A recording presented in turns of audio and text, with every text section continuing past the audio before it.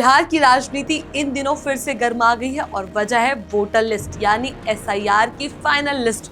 जिस लिस्ट को लेकर विपक्ष लंबे समय से सवाल उठाता आ रहा है, अब उसी लिस्ट ने मुख्य चुनाव आयुक्त ज्ञानेश कुमार की नींदें उड़ा दी है। आरोप है कि लाखों वोटरों के नाम काटे गए, जबकि नए नाम जोड़ने की प्रक्रिया पर गंभीर सवाल खड़े हो रहे हैं। सुप्रीम कोर्ट में सुनवाई नजदीक है और विपक्ष का दावा है कि इस लिस्ट में धांधली साफ साफ दिखाई दे रही है। हालात ऐसे बने हैं कि खुद ज्ञानेश कुमार को पटना भगकर विपक्षी दलों से बैठक करनी पड़ रही है। नमस्कार, मैं हूं चेष्टा नागर और आप देख रहे हैं द हिंदी टॉप। तो सवाल बड़ा है, क्या चुनाव आयोग निष्पक्ष है या फिर विपक्ष का आरोप सही है? तो आइए आपको बताते हैं हम इस वीडियो में आपको। बिहार में वोटर लिस्ट का मामला धीरे धीरे इतना बड़ा मुद्दा बन गया कि इसने दिल्ली से लेकर पटना तक सियासत गरमा दी। एसआईआर यानी स्पेशल इंटेंसिव रिवीजन की प्रक्रिया जून में शुरू हुई थी। उस समय बिहार में कुल मतदाताओं की संख्या 7,79,00,000 से अधिक थी।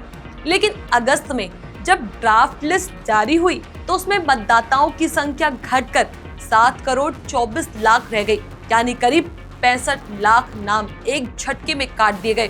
कारण बताया गया, इनमें से कई मतदाता या तो मृत थे या कहीं और जगह चले गए या फिर गैर हाजिरी पाए गए।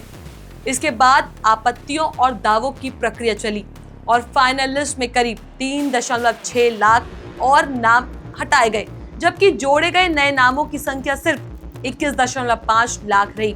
सीधे सीधे मतलब ये हुआ कि जितने नए नाम जोड़े गए उससे 3 गुना ज्यादा नाम काट दिए गए। यही वजह है कि विपक्ष इसे पूरे खेल को वोट चोरी का मामला बता रहा है। कांग्रेस और आरजेडी सहित विपक्षी दलों का कहना है कि चुनाव आयोग ने जानबूझकर लाखों वोटरों को लिस्ट से बाहर किया। राहुल गांधी ने प्रेस कॉन्फ्रेंस करके इस मुद्दे को जनता के सामने लाया और कहा कि चुनाव आयोग भाजपा की बी टीम बनकर काम कर रही है।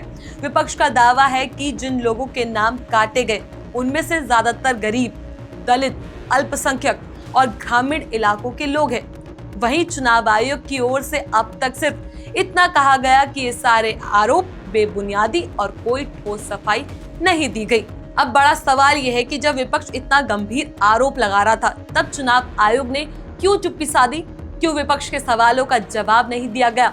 और क्यों पहली बार ऐसा हो रहा है कि सुप्रीम कोर्ट में सुनवाई से ठीक पहले मुख्य चुनाव आयुक्त खुद पटना आकर राजनीतिक दलों से मीटिंग करने जा रहे हैं। 4 अक्टूबर को पटना के होटल ताज में ज्ञानेश कुमार विपक्षी दलों के साथ बैठक करेंगे।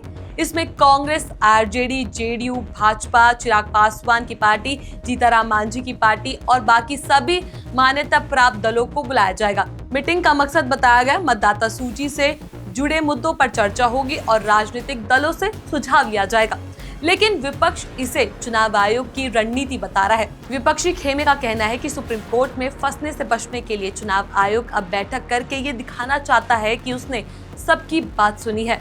लेकिन असलियत ये है कि 65 लाख वोटरों के नाम काटना किसी भी तरह से जायज नहीं ठहराया जा सकता। बिहार के कई जिलों से ऐसी शिकायतें सामने आई कि जिन लोगों का नाम लिस्ट से काट दिया गया था वो खुद जीवित होकर अपने दस्तावेज दिखा रहे हैं। किसी का नाम मृत बताकर काटा गया तो किसी को गैर हाजिरी बताया। विपक्ष कह रहा है कि ये चुनाव आयोग की सोची समझी साजिश है ताकि खास वर्ग के मतदाताओं को चुनाव प्रक्रिया से बाहर कर दिया जाए। अब मामला सुप्रीम कोर्ट पहुंच चुका है। 7 अक्टूबर को सुनवाई होगी और विपक्ष पूरी तैयारी कर चुका है कि ड्राफ्ट लिस्ट और फाइनल लिस्ट के सारे आंकड़े कोर्ट में रखे जाएं। कांग्रेस और आरजेडी दावा कर रहे हैं कि उनके पास हर सबूत है कि ये मतदाता सूची गड़बड़ी से भरी हुई है। अगर कोर्ट में ये सबूत मजबूत साबित हुआ तो चुनाव आयोग के लिए मुश्किलें खड़ी हो सकती है।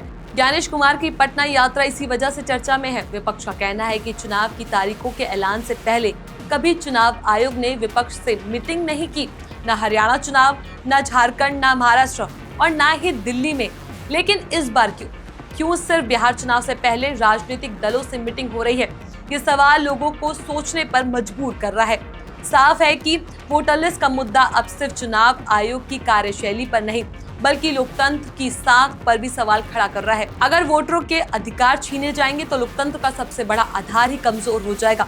तो आपने देखा कैसे एसआईआर की फाइनल लिस्ट ने पूरे बिहार की सियासत को हिलाकर रख दिया है। लाखों वोटरों के नाम काट दिए गए हैं। विपक्ष चुनाव आयोग पर सीधे सीधे वोट चोरी का आरोप लगा रहा है और अब मामला सुप्रीम कोर्ट तक पहुंच चुका है। वहीं खुद चुनाव आयोग भी दबाव में नजर आ रहा है और ज्ञानेश कुमार को पटना भगकर विपक्षी दलों से बैठक करनी पड़ रही है। अब देखना होगा कि 7 अक्टूबर को सुप्रीम कोर्ट में क्या होता है, क्या सच सामने आता है, क्या वोटर लिस्ट में धांधली साबित होती है या फिर चुनाव आयोग विपक्ष के आरोपों से बच निकलता है। आने वाले दिनों में तस्वीर साफ होगी, लेकिन एक बात तय है, इस बार बिहार का चुनाव सिर्फ राजनीतिक नहीं बल्कि लोकतांत्रिक की साख का भी इम्तिहान होगा।